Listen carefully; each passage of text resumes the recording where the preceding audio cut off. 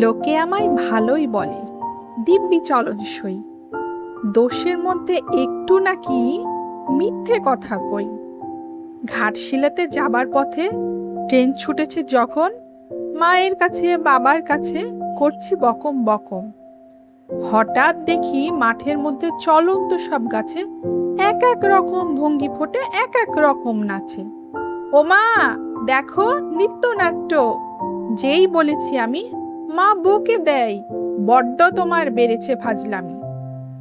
চিড়িয়াখানায় নাম জানো তো আমার সেজো মেশর, আদর করে দেখিয়েছিলেন পশুরাজের কেশর। কদিন পরে চুন খসানো দেওয়াল জুড়ে একই ঠিক অবিকল সেই রকমই মূর্তি যেন দেখি।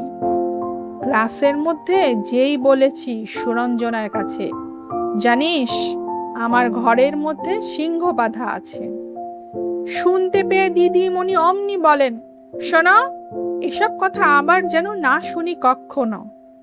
বলি না তাই সেসব কথা, সামলে থাকি খুব। কিন্তু সেদিন হয়েছে কি এমনই বেয়াকুব, আকাশ পারে আবারও চোখ গিয়েছে আটকে, শরৎ মেঘে দেখতে পেলাম রবীন্দ্রনাথকে।